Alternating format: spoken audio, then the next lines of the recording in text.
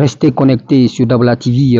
Aujourd'hui, nous sommes avec les grands experts du projet de développement agricole du bassin arachidier de Dabola, des grands experts qui vont nous planter tout à l'heure avec les décors. Mais avant de planter les décors, chacun va se présenter au grand public, aux milliers d'abonnés de Dabola TV. Bonsoir, messieurs. Bonsoir, comment vous allez? Ok, présentez-vous s'il vous plaît. Très bien, merci de me donner cette opportunité. Je suis Diawara Joïsouf, ingénieur agroéconomiste, coordinateur national du projet de développement agricole du bassin arachidier de Dabola. Bonjour, moi c'est Kaba Aboubakar, le responsable de la composante 1 du projet. Je suis ingénieur agronome, expert chargé pour la production au compte du projet PEDABAL, basé à Dabola. Bonsoir, moi c'est Souman Badi Salif, je suis responsable administratif et financier du projet. Merci à nos milliers d'auditeurs, vous qui nous suivez en temps réel sur Dabola TV pour parler la visibilité des différentes actions sur cette plateforme qui a aujourd'hui des milliers d'abonnés. Nous sommes avec cette grande structure, cette grande ONG qui est en train de mettre un impact positif sur les activités agricoles au niveau de la préfecture de Dabola. Monsieur le coordinateur, tout à l'heure, Monsieur Diawara, vous l'avez tout à l'heure entendu, il s'est présenté, le grand coordinateur de cette grande ONG qui va nous planter le décor tout à l'heure. Oui, Monsieur Diawara. Merci pour tout. Et nous sommes, moi avec mon équipe, très contents de vous recevoir ici à Dabola, dans nos locaux, et sommes satisfaits déjà de tout ce que vous faites comme travail, tout ce que vous faites comme un très bon début de départ pour la zone de Dabola et les préfectures environnantes. Alors, donc, encore une fois, merci. Je vais donc essayer de faire un petit décor, un petit aperçu général sur le projet de développement agricole du bassin arachidier de Dabola. Alors, le projet de développement agricole du bassin arachidier de Dabola est une initiative du gouvernement guinéen avec l'appui financier de l'Agence française de développement, AFD en abrégé, qui est sous tutelle du ministère de l'Agriculture et de l'Élevage et l'œil vigilant de la Direction nationale de l'Agriculture et de l'Élevage pour une durée de 5 années. Normalement, le projet devrait clore cette année au 31 décembre 2024, mais le projet est prolongé pour 2 années supplémentaires jusqu'en fin 2026, au 31 décembre 2026. Alors, comme je l'ai dit, le projet est financé sur le CD2. Le CD2, c'est le crédit et le désendettement de l'État. D'accord ? À l'intégralité par l'Agence française de développement. Donc, l'objectif général surtout, c'est d'appuyer le bassin arachidier de Dabola à travers les unités de production familiale à surtout aller dans la résilience et surtout faciliter l'accès à la semence de base qui est l'arachide, le riz et autres spéculations, bien sûr.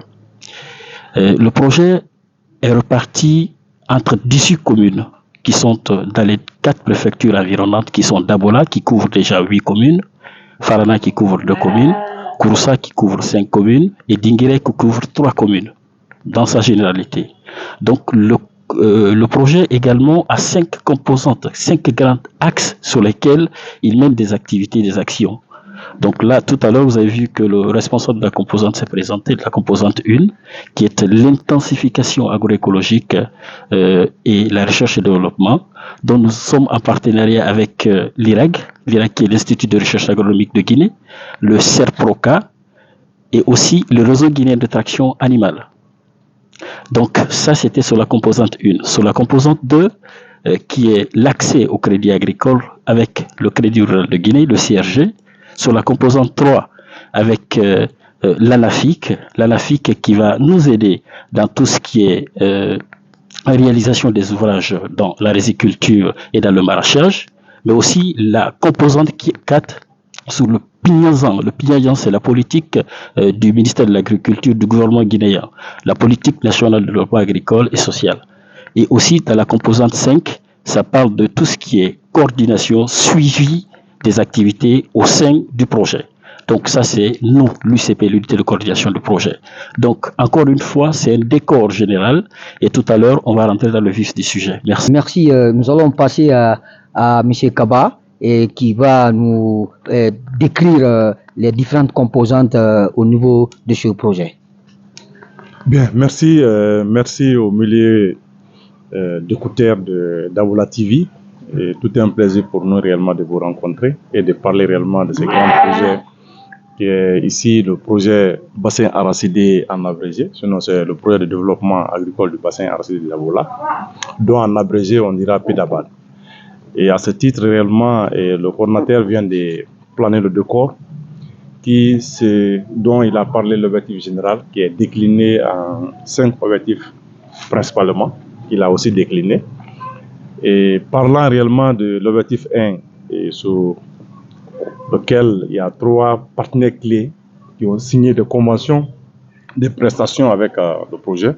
Il s'agit de l'IRAG dans le cadre de la recherche et développement, et du CERPROCA dans le cadre du conseil agricole, mais aussi du RZTA dans le cadre de la culture atelier.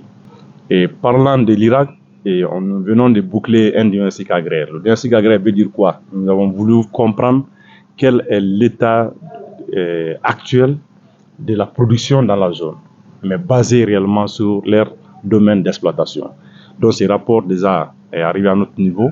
Nous allons le publier et essayer de voir réellement quelle interaction on doit faire dans le cadre réellement des contraintes rencontrées et quelles solutions à apporter au niveau des unités de production familiale, comme a été annoncé par le coordinateur. Donc à ce titre aussi, nous sommes en train de voir que cette étude ne doit pas être seulement une publication et une information pour le grand public du bassin arachidier, mais aussi c'est amener réellement ces communautés à travers leurs différentes communes qui sont ici couvertes par le projet, les 18 communes, à au moins intégrer ces informations dans leur PTBL, dans leur PDL, les plans de développement local, pour que réellement les actions, désormais des actions agricoles aussi soient inscrites dans le développement local. Parce que dans le cadre général, quand nous prenons les communes, c'est des infrastructures qui sont réalisées, c'est les hôpitaux qu'on construit, c'est les écoles, mais on oublie tout de suite que réellement, quand nous parlons de développement social, il faut aussi parler réellement de la question de la sécurité alimentaire. Donc voilà pourquoi nous avons mené cette étude et que ces études aussi doivent être matérialisées en termes de développement au niveau de ces 18 communes. Là, c'est très essentiel. À cela aussi, nous appuyons réellement cette recherche pour que réellement qu'on ait aussi des personnes dynamiques qui vont rester réellement dans ces structures, qui doivent continuer réellement cette recherche durant et dans la durabilité, dans le temps. Donc, à cela aussi, nous appuyons, à travers l'IRAG, nous avons compris que l'une des grandes contraintes des unités de production familiale, les producteurs, c'est beaucoup lié aussi à la question de la semence. On trouve réellement que c'est les semences qui sont longtemps utilisées, des années. Et si ce n'est pas les projets qui amènent les nouvelles semences, il y a toujours des ruptures. Donc, nous, on a un peu réfléchi sur la stratégie pour dire qu'on travaille avec l'IRAG pour nous produire les semences de base. Une fois que ces semences de base arrivent à notre niveau, nous formons des producteurs sémenciers. C'est-à-dire qu'on nous leur donne des qualifications les permettant de produire des semences améliorées qui sont certifiées ici par la Direction nationale de l'agriculture à travers réellement sa cellule ou sa division de certification et des semences. Et à cela, nous faisons la grande distribution. Donc nous avons compris que le sément là est plus simple que de continuer chaque année de payer des semences à l'extérieur et amener en Guinée. Des fois qui ne sont même pas adaptées à nos conditions climatiques. Donc ici, cette année, nous avons fait ce travail et 100 producteurs ont été formés à ce titre pour le riz. Et la grande campagne 2025, nous comptons quand même mettre à la disposition de ces 4 préfectures et dans ces 18 communes 100 tonnes de riz. Et cela aussi, c'est effectif, c'est une vérité. Après, je pense qu'après cette émission, vous pouvez les vérifier, voir réellement les magasins qui sont déjà en stockage. Maintenant, pour l'arachide également, nous avons le projet, quand on parle du projet bassin arachidier, tout de suite, le nom qui sonne, c'est l'arachide. Donc, ça veut dire également la principale culture appuyée par le projet, c'est bel et bien l'arachide. Donc, cette année, avec le même sément de production de la semence, on a reçu des bases, des quantités, des bases d'arachide en provenance de Kenya à travers l'IRAG, l'Institut de recherche agronomique de Guinée. Et les 2 qualités, il y a AK11, c'est une variété rouge de 3 mois, mais aussi le Maréci qui est aussi une variété blanche de 3 mois. Et cette année, nous avons fait la multiplication de ces semences également. Nous sommes à 50 tonnes déjà disposées dans les magasins et emmagasinées. Et on attend juste le lancement de la campagne prochaine pour pouvoir faire aussi ces lancements pour que les unités de production familiale puissent avoir des semences de qualité, mais aussi productives en termes de rendement. Donc, on va aller au niveau de notre deuxième partenaire, qui est ici le CERPROCA. Le CERPROCA, le coordonnateur l'a dit, c'est bel et bien la structure ou le partenaire qui accompagne le conseil agricole. Qui parle de conseil agricole, c'est un encadrement, c'est un conseil, c'est un appui technique, mais c'est aussi la démonstration des cas, des innovations, l'introduction, la vulgarisation.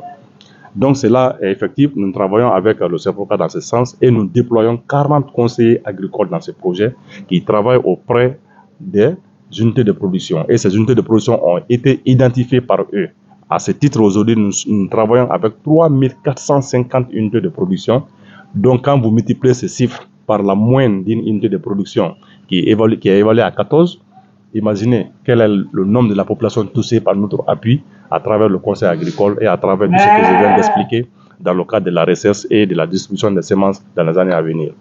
Donc c'est là aussi, ce travail est fait et facilité par le CERPROCA. Mais nous avons dit quand même qu'il y a des pratiques néfastes qu'on a vues sur le plan agricole, où aussi il faut apporter des solutions, des réponses.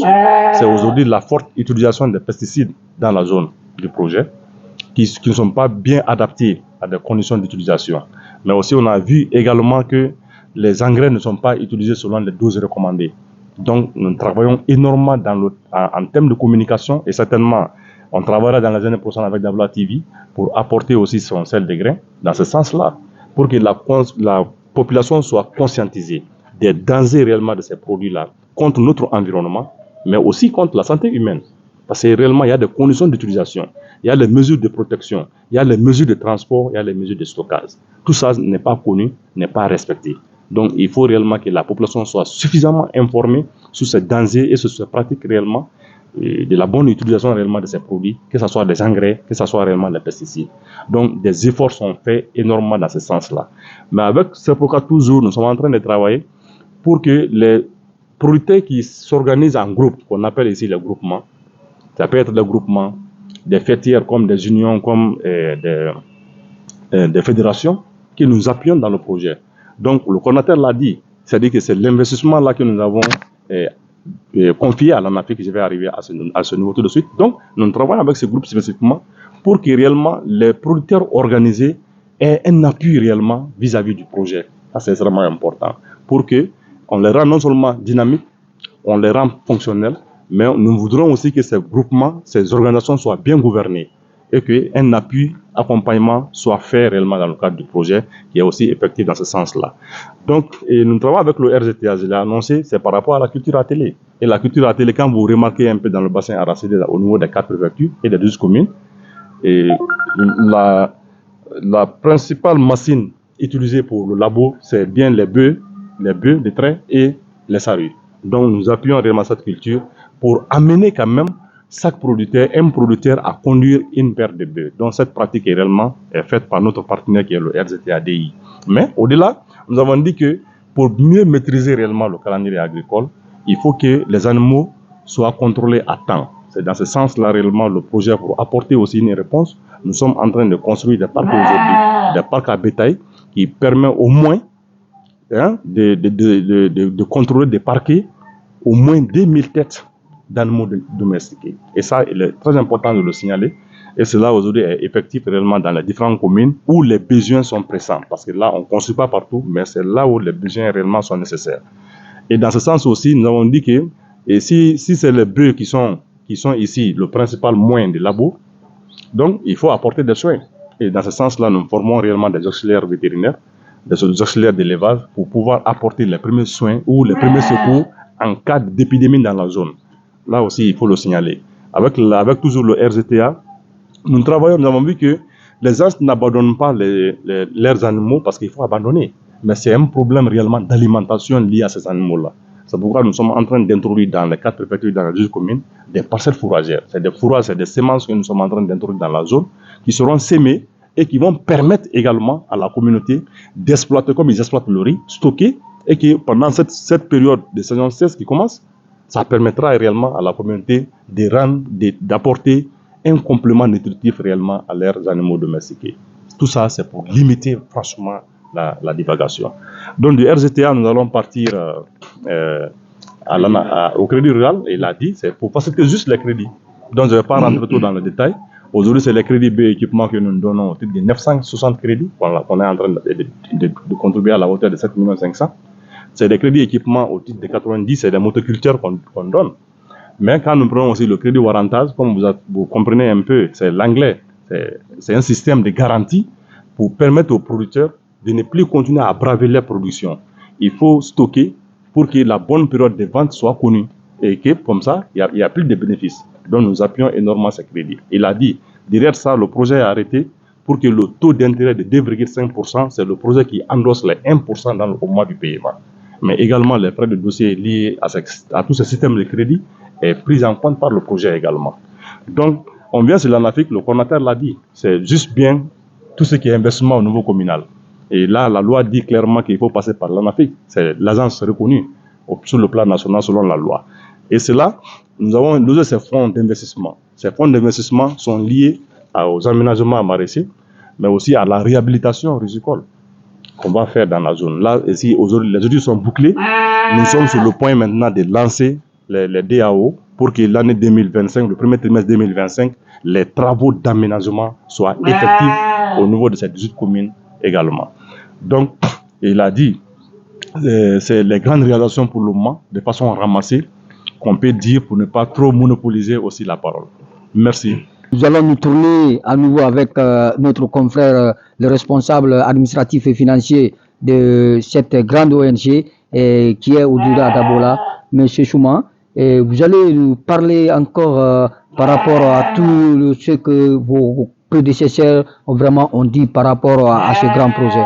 Est-ce que vous pouvez nous en dire plus encore? Très bien, merci. Et après avoir écouté le coordinateur et le responsable de la composante 1, ce que je peux rajouter à cela, c'est de parler un peu de la convention de financement CGN 1265 qui a été signée entre le gouvernement guinéen et l'Agence française de développement. C'était en mai 2019 que cette convention de financement a été signée pour un montant global de 7 700 000 euros. Donc, après la signature de la convention, les activités devaient démarrer en début 2020. Mais compte tenu de la contrainte de la Covid-19, le démarrage a été retardé et l'unité de coordination du projet a été mise en place en mars 2020 et les travaux ont effectivement commencé en juillet 2020. Donc, on a tenu notre premier comité de pilotage au mois de novembre 2020 et le lancement du projet a fait. Donc, comme mes prédécesseurs ont dit, sur les 5 composantes du projet, la composante 1 que M. Kaba parlait est dotée d'un montant de 1 150 000 euros. La composante 2 qui est mise en valeur, en œuvre par le Crédit Rural est dotée d'un montant de 450 000 euros. Et la composante 3, la plus importante, parce que c'est la composante qui va s'occuper des aménagements des périmètres rizicoles et maraîchers, est dotée de 1 600 000 euros. Et la composante 4, qui est l'appui aux politiques nationales agricoles, cette composante est dotée de 600 000 euros. Et la composante 5, c'est la composante de l'UCP qui occupe le reste des montants. Et peut-être ce qu'il faut rajouter, c'est que le démarrage, la signature des conventions de l'ANAFIC a retardé. Et pratiquement depuis 2020, c'est en 2024 que l'ANAFIC, c'est-à-dire la composante 3, a commencé ses activités. Donc, ce qui fait que à l'issue de la dernière mission de supervision de l'AFD, il a été décidé de proroger la durée du contrat de 5 à 7 ans.